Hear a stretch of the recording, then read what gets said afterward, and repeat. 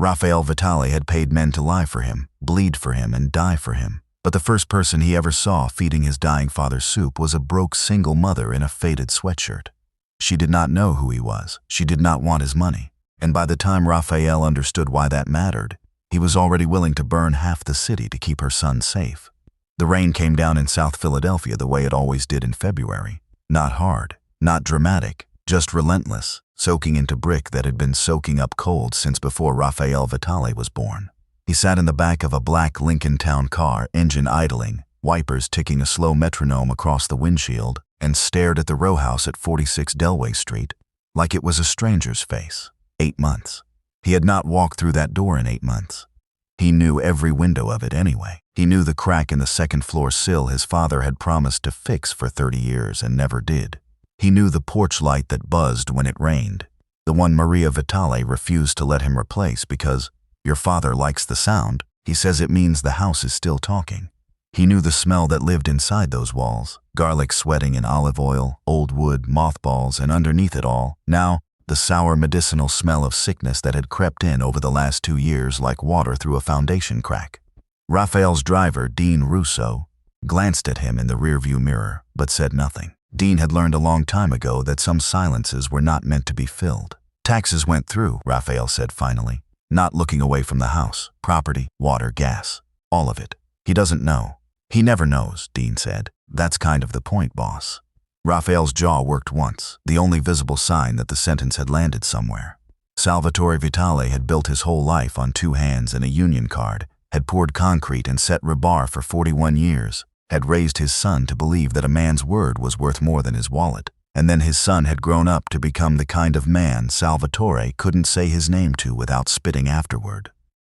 Blood money, his father called it. Every dollar Raphael had ever offered, untouched, unopened, sent back in the same envelope, sometimes literally thrown at his feet. Raphael had stopped visiting not because he stopped caring. He had stopped visiting because 8 months ago his father had looked him dead in the eye at this same table and said, "I would rather die in the cold than be warm because of what you do to people." And Raphael, for the first time since he was 19 years old, had not known what to say back, so he paid the bills in silence instead. He had a man drop cash disguised as a Social Security overpayment.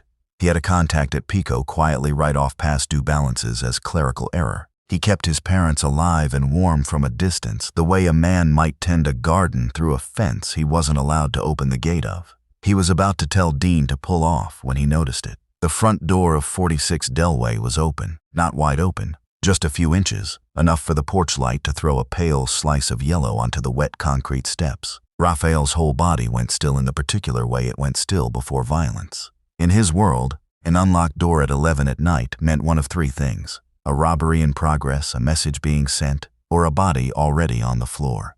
His hand moved to his coat without conscious decision, fingers finding the weight of the cig holstered at his ribs. "Stay in the car," he told Dean, and he was out into the rain before the words had fully left his mouth. He crossed the street with the flat, silent walk of a man who had done this before. Weight forward on the balls of his feet, breath even, eyes cataloging shadows. He pushed the door open with 2 fingers, gun low against his thigh, and stepped into the front hall of the house he had grown up in, ready to find blood. Instead, he found garlic, toasted garlic and simmering chicken broth, thick and warm, cutting straight through the cold rain smell clinging to his coat. Somewhere further back, a radiator clanked its old familiar rhythm. A woman's voice, low and unhurried, drifted from the kitchen. "Almost there, Mr. Vitale. 3 more spoons and then I'll get your pills lined up, okay? You're doing so good tonight." Raphael's grip did not loosen. If anything, it tightened. Con artists worked soft voices too. He moved down the narrow hallway past the photographs, his first communion, his mother's wedding day, a black and white of Salvatore in a hard hat standing on a girder 40 feet above 1974, and stopped in the kitchen doorway. The scene took a full 2 seconds to make sense to him because it was so far outside anything he expected that his mind simply refused it at first. His father, Salvatore, was in his usual chair at the head of the table, body curved in on itself the way Parkinson's had been folding him for 2 years now, hands trembling faintly in his lap. A woman Raphael had never seen before sat beside him, angled toward him, patiently guiding a spoon of soup toward his mouth and catching the drip with a folded paper towel before it could reach his chin. She wasn't rushing him. She wasn't performing kindness for an audience. She was just doing it, the way you'd do a thing you'd done 100 times before, tired around the eyes but steady in the hands. At the counter, his mother Maria stood with her reading glasses low on her nose, squinting at a bill under the kitchen light, her lips moving as she tried to make the numbers add up to something survivable. And at the far end of the table, a small boy, maybe 6, sat with his tongue between his teeth in fierce concentration, coloring a dinosaur with a green crayon worn down almost to the paper wrapper. None of them had noticed him yet. "Salvatore," Raphael said, and his voice came out rougher than he meant it to. Every head in the room turned. His father blinked up at him with something between confusion and old anger. His mother's hand flew to her chest. The boy froze mid-stroke, crayon hovering. But the woman didn't flinch. That was the first thing Raphael registered, the thing that would not leave him for weeks afterward. She did not flinch, did not gasp, did not so much as tighten her grip on the spoon. She simply set it down, unhurried, and in one smooth motion shifted her body half a step to the left, putting herself between the strange man with his hand still near his coat and the little boy at the table. "Can I help you?" she said. Calm, flat, not friendly. Raphael looked at her properly for the first time. Late 20s, maybe, faded gray sweatshirt with a small bleach stain on the cuff, dark hair pulled back in a knot that had mostly come undone from a long day, tired lines under eyes that were watching him with the particular wariness of someone who had learned the hard way that men who walked into rooms like that rarely brought good news. "I could ask you the same," Raphael said, and let his coat fall back over his hip, though he did not take his hand fully away from the gun. "Raphael." His mother's voice cracked with relief and something like fear all at once. "Raphael, put that away, Madonna. You scared us half to death." "Ma." The door was open. "I told her to leave it." Salvatore rasped from his chair, and even 6, even trembling, there was iron in it. "Because she carries groceries in both hands sometimes, and I am not going to make a woman put down bread just to knock on her own." He stopped, coughed, steadied himself with visible effort. "On the door of the house she is keeping alive for us. You have no right to come in here after 8 months and start giving orders to the girl." The words landed like they always did, precise and aimed. Raphael absorbed them the way he absorbed everything from his father, without visible reaction, filing the wound somewhere behind his ribs to deal with later, alone. "Who are you?" Raphael said again, to the woman, quieter this time. "Lena," she said. "Lena Brooks. I live 2 doors down." She glanced once at the boy, who had gone very still, watching the tall stranger with wide eyes, still holding his green crayon like it might protect him. Then she looked back at Raphael, and something in her spine straightened another half-inch. "And you're pointing a gun at a house with a sick old man and a 6-year-old in it? So maybe you should be the one explaining yourself." Dean, who had followed at a respectful distance and now stood in the hallway, made a small sound that might have been a laugh he swallowed. Raphael let go of the gun entirely and raised both hands slightly, an old habit of de-escalation that felt strange to use in his own mother's kitchen. "I'm his son," he said. "I know who you are," Lena said. "Your picture's on the mantle." "I just didn't expect the mantle to walk in soaking wet with a gun." Maria set down the electric bill and came around the table, pressing both hands to Raphael's damp coat like she needed to confirm he was solid, that he was real, that he had actually come. "Sit," she said. "You're dripping on my floor. Lena, get him a towel." "I've got it, Ma." Raphael's voice was gentler now, though his eyes had not left Lena. "Sit down," he said to her, not unkindly, but the way a man says something when he's used to being obeyed. Lena did not sit down. She picked the spoon back up. "Your father hasn't finished eating," she said, "and he gets nauseous if his medicine hits an empty stomach. So no, I'm not going to sit down. You can wait." Salvatore let out a wheezing laugh that turned into another cough. "She doesn't scare, this one," he said, when he'd recovered. "Not like your soldiers, eh, Raphael? Not like the men who jump when your phone rings. Pop, I'm only saying." Salvatore's trembling hand found Lena's wrist, a small gesture of gratitude that made something twist behind Raphael's sternum in a way he didn't have a name for. "This is Lena. She started coming around in October. The agency your mother hired stopped sending anybody in September. They said insurance stopped covering the hours, and we couldn't afford to make up the difference, so." He shrugged, a slow, effortful motion. "So we went without, until Lena noticed your mother almost went down on the ice on the porch steps, carrying the recycling. I caught her arm," Maria said quietly, sitting now, folding her hands. "That's all it took. She caught my arm, and then she just kept coming back. I smelled gas the second week," Lena said, matter of fact, resuming the soup. Salvatore opened his mouth obediently. like this was routine between them, and she guided the spoon in without spilling a drop. Mr. Vitale had left a burner on. Nothing was lit, just the gas running. I don't know how long. I turned it off, cracked the windows, and I've been checking that stove every single day since, because I am not doing that again. Raphael looked at his father. Salvatore looked away, jaw tight with the particular shame of a man who used to build buildings and now could not always be trusted to turn off his own stove. Since then, Lena went on, still not looking at Raphael, focused entirely on the old man beside her. I stop in before my shift, around 1:30, make sure everything's locked and the stove's off and there's food in the house. I come back after work around 11:15, check on them before I go home. Your mother calls me if anything happens in between. I'm not a nurse. I don't have any training past what my own grandmother needed before she passed. She shrugged, one shoulder. They needed somebody. I was already 2 doors down. You do this every day, Raphael said. It wasn't quite a question, 6 days a week. Sundays my sister-in-law watches Milo and I sleep in. She said it flatly, like a woman reciting a schedule she'd long since stopped finding remarkable. Raphael's eyes drifted, almost against his will, to the refrigerator. He crossed the kitchen and opened it before anyone could object. Inside, a half-gallon of store-brand milk, a dozen eggs, a bag of oranges, ground beef wrapped in white paper from a butcher counter, a container of leftover soup, a box of the soft crackers his father could manage without choking. Cheap, deliberate. Someone had thought carefully about what an old sick man's stomach could handle and bought exactly that. No more. He shut the refrigerator door slowly. Then he reached into his coat, pulled out a fold of $100 bills, 5 of them, without counting, the way a man does when money has stopped being a thing he thinks about, and set them on the kitchen table in front of Lena. The room went quiet in a different way than before. Lena looked down at the money, then up at Raphael. Her expression didn't change much, but something in it went colder. What's that for? She said. The groceries, your time. Raphael's voice was even businesslike, the voice he used to close a deal. For whatever this is costing you. The groceries cost about $25, Lena said. I don't carry hundreds. I've never even held one before tonight, honestly. So if you're trying to impress me, you're doing it wrong. Take it anyway. No. Salvatore, despite everything, let out a wet, delighted laugh. See, Raphael, see? Take the money, Lena, Maria said gently, half apologetic, half hopeful. You've spent so much of your own. Mrs. Vitale, I love you, but no. Lena set the spoon down at last, folded the paper towel, and looked directly at Raphael for the first time since the money hit the table, and there was nothing soft in her face at all. I don't like men who throw money on a kitchen table like kindness is something they can buy. I didn't do this so somebody could pay me off, and even the books.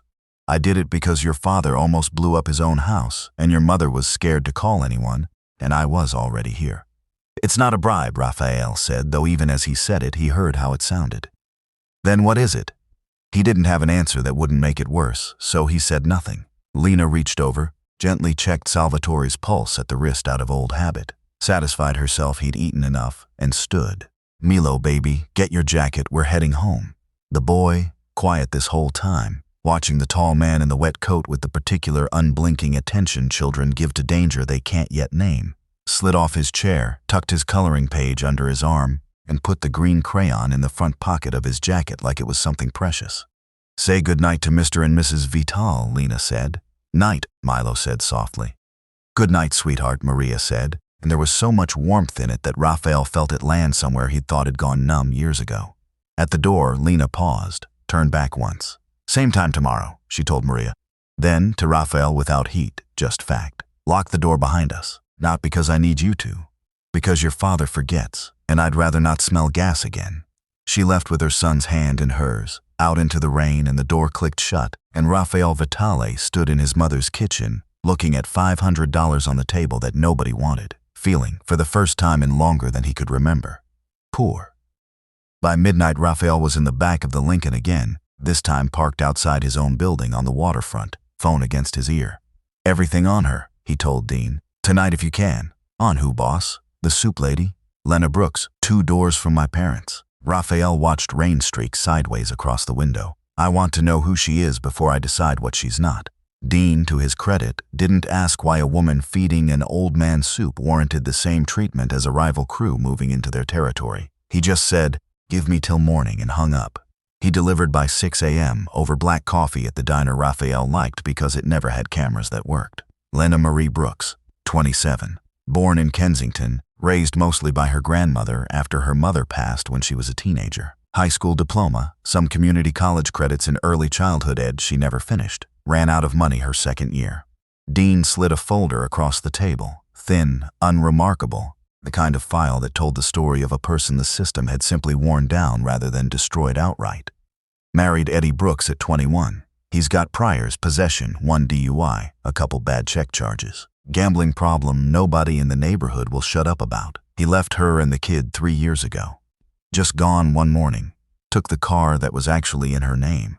Left her with about 11 grand of debt on cards she didn't know he'd opened. Raphael's coffee sat untouched, cooling. She works second shift at Apex Industrial Linen. Dean went on. Hospital laundry plant out past Oregon Avenue. 2 to 11, 6 days most weeks. It's brutal work. Steam, bleach, machines that'll take your fingers if you're tired. Which she is, every single day. Because her shift ends at 11, and she still checks on your parents after. Pay? Barely above minimum.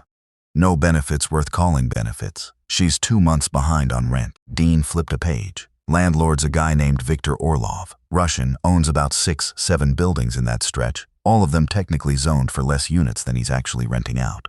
Cuts corners on everything. Heat, wiring, fire escapes. Word on the street is he shuts the heat off after 10 p.m. in winter to save money, then charges a convenience fee if tenants complain, and if they're late on rent he sends a guy named Bull to sit on the porch and just watch. Doesn't say anything, just watches, scares people into paying whatever they can scrape together. He's done this to her, twice this month that I could confirm. Kids seen him sitting out there. Neighbors say Malo won't play on the front steps anymore. Dean paused, glanced up. Boss, can I ask why we care? Raphael was quiet for a long moment, turning the coffee cup slowly on the table without drinking from it. She's not being paid to do what she does for my parents, he said finally. Nobody's making her. She could walk past that house every day and mind her own business and nobody in the world would blame her for it. But she doesn't. He looked up. In my world, when somebody protects your blood, for free, for nothing, because it's just the right thing to do, you don't let that debt sit unpaid. You understand me? I understand you're calling it a debt, Dean said carefully, when it kind of looks like something else. Raphael's eyes went flat in the way that ended most conversations before they became arguments. It's jurisdiction, he said. She's under my protection now. That's all it is. Dean didn't push it. He'd worked for Raphael Vitale for 11 years, and he'd learned there were exactly 2 kinds of things his boss lied to himself about. How much he missed his father's approval, and how little he actually believed the things he said to justify caring about people. Sleet started falling around 9 that night, the ugly kind that couldn't decide if it wanted to be rain or ice, coating the streets of South Philly in a thin, treacherous glaze. Raphael had Dean park half a block from Apex Industrial Linen at 10:50, engine running, heat on low, watching the loading dock doors through a windshield fogging faster than the defrost could clear it. At 11:06, Lena came out. She was wrapped in a coat that had clearly been through several winters before this one, a knit hat pulled low, breath clouding in front of her face as she crossed the icy lot toward a 14-year-old Honda Civic with a passenger door a slightly different shade of gray than the rest of the car. She got in. The engine turned over, coughed, turned over again, and died. Raphael watched her try 3 more times. On the 4th, she stopped, and even from half a block away, through sleet and fogged glass, he could see her forehead drop forward onto the steering wheel and stay there, shoulders rising and falling in the particular stillness of a person who is too exhausted to even cry properly, who is simply absorbing one more thing the world has decided to do to her tonight. "Pull up," Raphael said. Dean eased the Lincoln alongside the dead Honda. Raphael got out into the sleet without a coat, walked around and knocked on her window. Lena's head came up fast, wariness snapping back into place instantly, years of practice at looking less afraid than she felt. She cracked the window an inch. "You following me now?" she said. "Car's dead. I noticed. I've got a guy who can tow it tonight, have it looked at first thing. Get in the car, it's warm. I don't need a ride from you." But even as she said it, she glanced at the dashboard clock, 11:09, and something crossed her face, a fast calculation of consequence. "I have to pick up my son. If I'm late past 11:30, Denise charges me double, and I don't have double." "Then get in," Raphael said, "and argue with me on the way if you want. But you're not walking to a babysitter's in this." For a moment she just looked at him, sleet gathering on his shoulders, no coat, entirely unbothered by the cold in the specific way of a man who had simply decided the cold was not going to be his problem tonight. Something about the stubbornness of it, that he would stand there soaked rather than leave, seemed to tip some private scale in her. "Fine," she said. "But the car gets fixed and you send me the bill. I'm not taking free work either. We'll talk about the bill later. We'll talk about it now or I'm walking." Raphael almost smiled. Almost. "Fine," he said. "Bill goes to you." It was, of course, a lie, and they both would eventually know it was a lie. But it got her into the car. Dean drove them to a narrow rowhouse street where a heavy-set woman named Denise answered the door in a bathrobe, arms crossed, radiating the particular resentment of someone who had been kept up 14 minutes past a deal. Lena handed her a small envelope of cash. Raphael watched her count out exact bills, no more, nothing spare, and lifted Milo, asleep, off the couch. Outside, the sleet had turned to something closer to freezing rain, and the boy stirred but didn't wake, his head lolling against his mother's shoulder, one small hand fisted in the collar of her coat. Lena shrugged out of her own poncho with some difficulty, one-handed, and wrapped it around him instead, leaving her own shoulders bare to the ice. "You're going to drop him," Raphael said, watching her feet slide slightly on the frozen sidewalk. "I've done this every night for 6 years, Lena snapped, low, so as not to wake Milo. "I know how to carry my own son." "I didn't say you didn't know how. I said you're going to drop him." He held out his arms. "Let me. Do not touch him." The words came out sharper than anything she'd said all night, and for a second something old and protective and afraid flared behind her eyes. The look of a woman who had learned that men who offered to hold her child were not always men who should be trusted with that privilege. Raphael held perfectly still. He did not step closer. He did not reach for the boy. He simply said quietly, "I'm not your ex-husband." Lena's eyes flicked to him, surprised he knew that word existed at all, and something in her face cracked slightly, not with tears but with the sheer exhaustion of being seen mid-collapse. Her boot slipped a half-inch on the ice, and she caught herself hard against the Lincoln's fender, arms tightening reflexively around Milo, who whimpered but didn't wake. "You're going to drop him?" Raphael said again, softer now. She stood there another second, breathing hard, weighing pride against the plain math of ice and exhaustion, and then, wordlessly, she let him take her son. Milo weighed almost nothing in Raphael's arms, and everything at once. The boy smelled like cough syrup and dried peanut butter, and the particular sweetness of a child who'd fallen asleep somewhere between one exhausting day and the next. His small hand found the lapel of Raphael's coat and gripped it, unconscious, trusting in the way only sleeping children could afford to be. Raphael stood there in the freezing rain, holding another man's entire world in his arms, and felt something in his chest do a slow, unfamiliar turn, something that had nothing to do with debts or jurisdiction or the language he used to explain himself to Dean. "Careful with his head," Lena said, voice thick. "I've got him," Raphael said, and meant it in a way that went further than the sentence. They rode the rest of the way in near silence, sleet ticking against the windows, Milo's soft breathing the only other sound. When they pulled up outside Lena's building, a narrow 4-unit walk-up with a buzzer panel missing half its labels, Raphael carried Milo up the icy front steps himself while Lena unlocked the outer door with cold, stiffened fingers. The hallway inside was worse than the street. No working light on the second floor. A cracked window someone had taped over with a garbage bag that had long since stopped keeping out the draft. The air smelled of old radiator dust and mildew and, faintly, of the industrial bleach that clung to Lena's coat from 10 hours in the laundry plant. Raphael laid Milo gently on the narrow couch just inside the apartment door, while Lena flipped on lights that flickered before catching. The apartment was small, cold. She kept her thermostat low, he'd learn later, because oil heat cost money she didn't have. But clean, careful, a child's drawings taped to the refrigerator in crooked rows, a single lamp with a scarf draped over the shade for warmth of color rather than heat. And there, taped to the outside of the door, was a square of pink paper Raphael had noticed on the way in and said nothing about. "Note to pay or quit. Balance due, $250. Payment required in full by Friday 12 p.m., or locks will be changed, and personal property removed per lease terms." Lena saw him looking at it and reached past him to pull it down herself, folding it in half, then in half again, with the brisk efficiency of a woman who had handled worse paper than this. "It's handled," she said. "Is it? I'll figure it out. I always figure it out." She set the folded notice on the counter, not looking at him now. "You should go. Milo's asleep. I've got him from here." Raphael looked at the notice on the counter for a long moment. Then, in one unhurried motion, he reached over, picked it up, and put it in his coat pocket. "Hey," Lena started. "You want to argue about it? Argue with me tomorrow," Raphael said. "Right now, go take care of your son." He left before she could stop him, and by the time she'd locked the door behind him, 3 deadbolts, he noticed. 3 locks on a door with a frame so cheap a hard shoulder could have opened it anyway. The pink notice was already folded into the inside pocket of his coat, and something in Raphael Vitali had quietly, irrevocably, decided this was now a war. Victor Orlov ran his rental business out of the back office of a salvage yard on the edge of the industrial strip, surrounded by stacked car husks and rusted rebar, the kind of place a man built specifically so that anyone visiting him would understand, without being told, that things got crushed here. Raphael walked in alone at 10 the next morning. Outside, Dean had already had a quiet conversation with a large, sullen man named Bull, the same one who liked to sit on porches and watch children.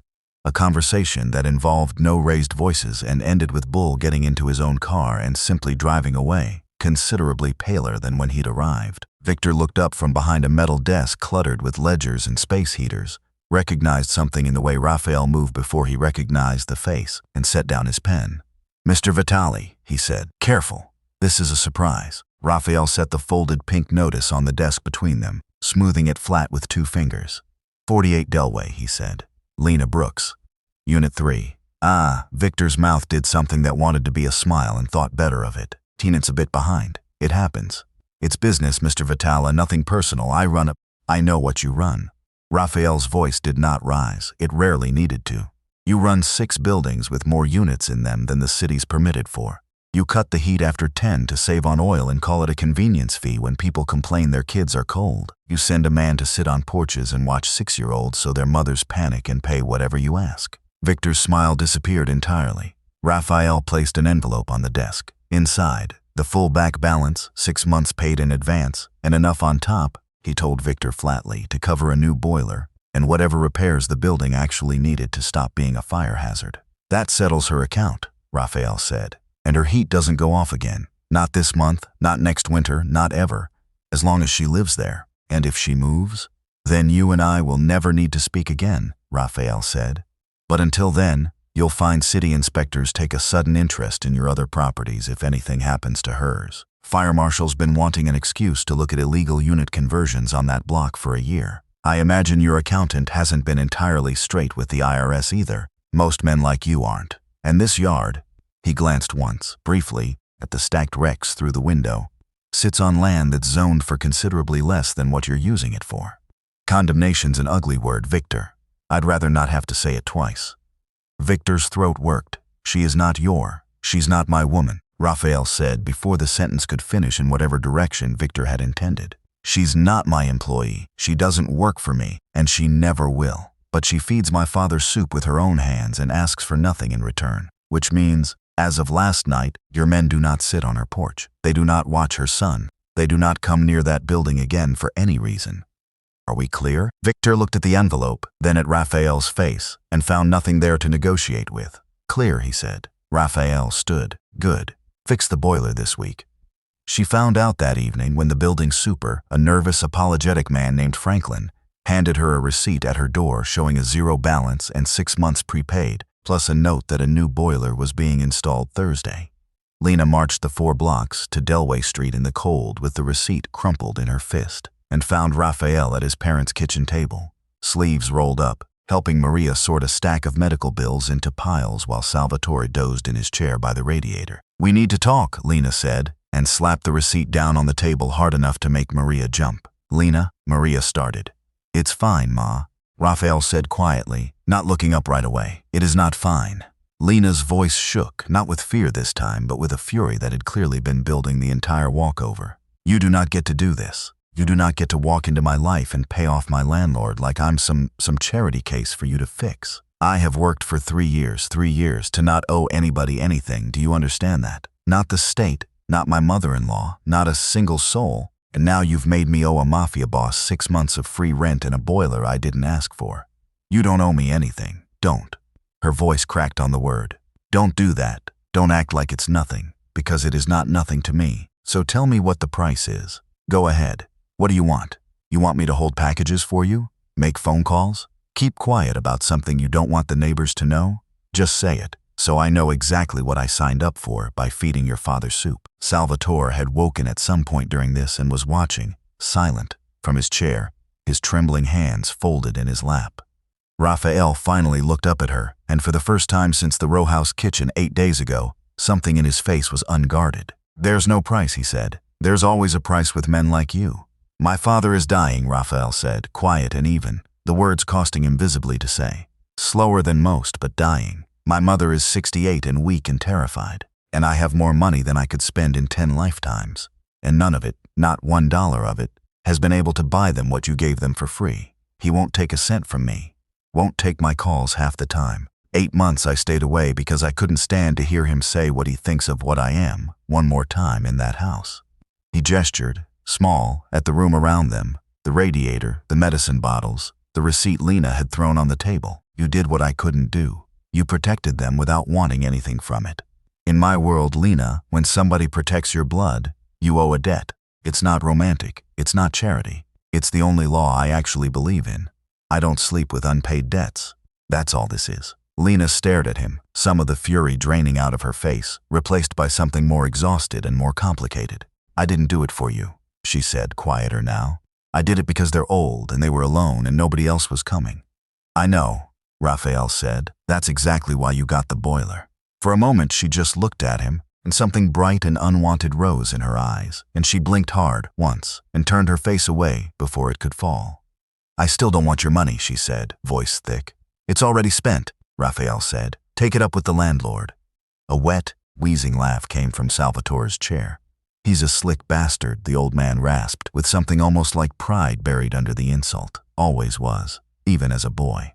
Lena wiped her cheek fast with the back of her hand, annoyed at herself for the tear, and Raphael, watching, added, almost too quietly to be heard, "Next time buy the name brand milk. The store brand tastes like chalk. My father complains about it more than he complains about me, and that's saying something." Lena's mouth twitched, not quite a smile, but close enough that Raphael, later, alone in the Lincoln, would replay the shape of it more times than he'd admit to anyone. Over the following weeks, protection settled into something almost like routine, and it was in the routine, not the dramatic gestures, that Raphael began, slowly, without fully realizing it, to change. The black Lincoln started parking near the corner of Delway most evenings, engine off, no reason given, simply present. Dean took to leaving grocery bags on Lena's porch before dawn. Always the same brands she already bought, never anything flashier, name brand milk included, and driving off before she opened the door, so she never had the chance to hand it back. The street got plowed and salted every morning before anyone else's did, quietly, by a city contractor who happened to owe Raphael a favor involving waste hauling permits. Maria's electric bill dropped by half after a call nobody explained. Salvatore's medicine schedule improved when a home health aide, paid for, this time, in a way even Salvatore couldn't trace back and refuse, started stopping by twice a week to supplement what Lena couldn't cover alone. And Milo kept coloring dinosaurs at the kitchen table with a green crayon worn down to a nub, watching the tall, quiet man who now came by most evenings with a wary, growing curiosity that had started, somewhere in the 3rd week, to look less like fear and more like fascination. "You know dinosaurs didn't actually have green skin," Milo told him one evening, very seriously, not looking up from his page. "Nobody actually knows what color they were. Scientists just guess." "Is that right?" Raphael said, sitting across the table with a mug of coffee he wasn't drinking. "Yeah, they could have been purple, or pink, or like plaid." Milo considered this gravely. It's green because it's my favorite crayon. Green's a good color. What's your favorite color?" Raphael, who had not been asked this question by another human being since he was younger than Milo was now, found himself actually thinking about it. "Black," he said finally. Milo wrinkled his nose. "That's not really a color. That's like the opposite of colors." "Fair point," Raphael said, and something in his chest, hearing himself concede a point to a 6-year-old about crayons, felt lighter than it had any right to. He learned in those weeks not to force his way into Lena's kitchen the way he'd forced his way into 100 rooms over the years. He waited to be let in rather than assuming entry. He stayed on the porch some nights, talking through a cracked door, rather than stepping inside uninvited. He asked instead of ordering. It cost him something. Raphael Vitale was not a man built for asking, but he did it because he had begun, slowly, to understand that the thing he wanted from Lena could not be taken the way he took everything else. Lena, for her part, did not soften easily. She still refused cash outright whenever it was offered directly. She still made Dean take back a bag of groceries once when she caught him mid-drop, embarrassed and furious in equal measure, until Dean explained, dryly, "Boss'll have my head either way, ma'am, so you might as well just keep the eggs." She still kept her distance at dinner, sitting across the table rather than beside him, still called him Mr. Vitale, for the first 2 weeks before Maria finally scolded her into Raphael. But she stopped flinching when the Lincoln idled at the corner. She stopped double-checking her locks quite so many times. And one evening in early March, watching him carefully cut Salvatore's meat into smaller pieces without being asked, without making it a show of anything, she caught herself thinking that this was not a man buying his way into a family. This was a man trying, clumsily, in the only language he had ever been fluent in, to learn a new one. It was a Tuesday, gray and unremarkable, when everything nearly fell apart. Lena was supposed to arrive at the Vitale house by 4, as always, and by 4:20 she still hadn't come. By 4:30, Maria was calling Raphael's cell, voice tight with alarm. "Milo's here," she said. "He ran over by himself? Raphael, he's crying. He says a man took his mother's purse." Raphael was already moving before she finished the sentence. Dean noticed the strange truck first. A battered Dodge pickup parked crooked in Lena's usual spot, back window taped over with plastic. And by the time the Lincoln screeched up alongside it, Raphael was already out the door and moving toward the building with the gun drawn and low against his leg. Every ounce of the calm he'd been practicing for weeks burned away in an instant, replaced by something older and colder. The apartment door was kicked in, the cheap frame splintered around the lock. Inside, Eddie Brooks stood in the narrow kitchen, thin and jittery, eyes too bright, a flathead screwdriver gripped in one shaking hand like a weapon he'd convinced himself he needed. Lena was backed against the sink, one hand pressed to a darkening bruise on her cheekbone, the other braced behind her against the counter edge, her whole body coiled tight with the particular fury of a woman protecting a space she'd fought too hard to keep. "Eddie," Raphael said, and his voice was very quiet, which was somehow worse than shouting. Eddie's head jerked toward the doorway, screwdriver twitching up half an inch. "Who the hell are you?" "He's not your business," Lena said, sharp, not taking her eyes off her ex-husband. "Eddie, put it down." "I heard your rent got paid," Eddie said, ignoring her, eyes flicking between Lena and Raphael with the frantic math of a desperate man trying to figure out which one had money and which one was dangerous. "Somebody paid 6 months' rent, Lena. That's real money. That doesn't just happen, so where is it?" "Huh, where's the cash?" "There is no cash," Lena said. "There was never any cash, you absolute." "This is family business," Eddie said, louder now, jabbing the screwdriver in Raphael's direction without quite closing the distance. "This is between me and my wife. You got no. She's not your wife," Raphael said. The words came out flat, unhurried, and somehow filled the whole small kitchen more completely than any shout could have. "She hasn't been your wife in any way that matters for 3 years, Raphael continued, stepping into the room slowly, gun still low, eyes never leaving Eddie's hands. "You walked out on her and a 4-year-old with $11,000 of debt in her name, and you didn't call, didn't write, didn't send a single dollar in 3 years. You don't get to walk back in because you heard a rumor about money. That's not a husband's business. That's a stranger breaking into a woman's home. You don't know anything about."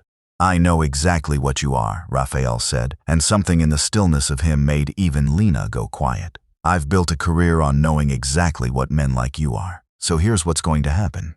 He reached into his coat, slow and deliberate, and Eddie flinched hard, screwdriver jerking up. But Raphael only produced a fold of cash, $500, and set it on the counter, well away from Lena, close to Eddie instead. "That's an eviction fee," Raphael said, "not a gift. You take that, and you get on a bus tonight, and you leave Pennsylvania. You don't call her, you don't write to your son. You don't come within a mile of this building or my parents' house on Delway Street. Not now, not in 10 years, not for any reason at all." "Or what?" Eddie said, but his voice had lost most of its edge. Raphael took one more step closer, close enough now that Eddie could see exactly how still his eyes were, how completely absent of bluff. "I'm not going to hurt you," Raphael said. "I want to be very clear about that, because I think you need to understand it's a choice, not a mercy. I'm not going to kill you, and I'm not going to have anyone else kill you either. What I am going to do, if you ever come near this apartment or that little boy again, is make sure that every single day for the rest of your life is worse than the one before it. No violence anybody could ever trace. Just worse. Every door closed. Every job gone before you started. Every place you try to sleep gone by morning. You will wish every single day that I had just shot you instead, because that would have been faster. His voice never rose above conversational. Chords believe in pain, Eddie. I don't need to give you any. I just need you to believe me. Do you believe me? Eddie's screwdriver hand had dropped entirely. His throat worked. He looked, for one long moment, at Lena's bruised cheek, at the money on the counter, at the man standing between them with a stillness that was somehow louder than a gun. And something broke in him, the particular collapse of a man who had never really had courage, only desperation dressed up as it. Yeah, he said. Yeah, I believe you. He took the money. He left without looking back, and the Dodge truck's engine coughed twice before catching, and then it was gone down Delway Street into the gray afternoon, and it did not come back. Lena sank slowly onto a kitchen chair, once the door had swung shut, hands shaking now that there was room for them to shake, the adrenaline draining out of her all at once. Raphael crouched in front of her, not touching her, waiting. He'll come back, she said, voice unsteady. When the money runs out. He always comes back when the money runs out. He won't, Raphael said. You don't know that. I do, Raphael said, quiet, because men like him don't come back to threats that were empty. He heard something in that room he'll remember for the rest of his life. He's not brave enough to test it twice. Lena pressed the back of her hand to her bruised cheek, wincing. You shouldn't have given him money. It wasn't for him, Raphael said. It was to get him on a bus faster than talking would have. Consider it an eviction fee, like I told him. Cheapest way I know to get a problem out of a building. For a long moment, neither of them said anything. Outside, Dean had already begun quietly arranging for the door frame to be replaced before nightfall. A new deadbolt, reinforced strike plate. Nothing dramatic, nothing that would need explaining, just fixed, the way Raphael fixed things now. Raphael did not reach for her. He did not pull her into an embrace or say the kind of comforting words a different man might have reached for. Instead, he stood, retrieved Milo's small coat from the hook by the door, and held it out. Your mother has stew on the stove, he said. Milo's been asking for his shoes for the last 10 minutes because he wants to show you the dinosaur he finished. Go eat something warm. I'll have this door fixed before you're back. Lena looked up at him, something in her face loosening for the first time all afternoon. Not quite gratitude, not quite anything with an easy name, but recognition, maybe, of a man who understood that comfort had to be offered gently, left open for her to walk into on her own terms, never imposed. She took the coat. Okay, she said. Stew sounds good. By late March, the neighborhood had shifted in ways too small for anyone but the people living in it to notice. Number 48 had heat that didn't cut out at 10 p.m. The block was safer, somehow, in the way streets get safer when the wrong kind of attention stops circling them. Salvatore's color had improved. His hands still trembled, but his voice had steadied, and he'd started making dry jokes again at dinner, which Maria took as the surest sign yet that things were slowly getting better. Lena's shoulders, Raphael had noticed this the way he noticed everything carefully, without commenting on it, no longer sat quite so high and tight around her ears, and Milo, who had started the winter watching Raphael like a stray dog watches a stranger with meat, had taken, somewhere along the way, to calling him Mr. Raff, and once memorably, Uncle Raff in front of the whole table, which had made Maria's eyes fill and Salvatore choke on his wine with laughter. At Sunday dinner in late March, the whole strange found family gathered around the same table where it had all begun. Salvatore at the head, steadier now. Maria fussing over a pot of gravy. Milo coloring a fresh dinosaur, this one distinctly plaid, at his own insistence. Lena across from Raphael, more relaxed than he'd ever seen her. It was Lena who brought it up halfway through the meal, setting down her fork with careful precision. Victor called me today, she said. Said the building changed ownership. The table went quiet in a particular way. Said my unit's been put into some kind of trust. Lena went on, watching Raphael steadily now. For Milo, says I'm the trustee. Says the rent's gone, not paid, gone, like it doesn't exist anymore. Her voice tightened. You want to explain that to me? Raphael took a slow sip of wine, entirely too composed. Boiler system in that building was a liability, he said. Old pipes, bad wiring throughout. Made more sense, tax-wise, to restructure the ownership than keep patching it unit by unit. Trusts are good for that kind of thing. Cleaner. Raphael, it's a business decision, he said, meeting her eyes now, something almost like a smile at the corner of his mouth. Plumbing, taxes. Very boring, I promise. Salvatore let out a wheezing bark of laughter that turned into a real warm one, the first Raphael had heard from him in longer than he could remember. "Slick bastard," the old man said again, but this time there was nothing but affection in it, and he reached over with a trembling hand and heaped an extra spoonful of meatballs onto Raphael's plate, the closest thing to "I forgive you" that Salvatore Vitale had managed to say in 8 months, maybe longer. Raphael looked at the meatballs, looked at his father. Something in his throat went tight. "Thanks, Pop," he said, quiet. Lena didn't say anything else about the trust for the rest of the meal, but later, on the small icy patio outside, wrapped in her coat against the cold, she found her voice again. The porch light buzzed above them, the same broken bulb Maria had refused to fix for 30 years, and the street beyond was quiet, snow-dusted, calm in a way it hadn't been in months. "I need you to hear something," Lena said, arms crossed against the cold. "Before this goes any further, whatever this is, okay.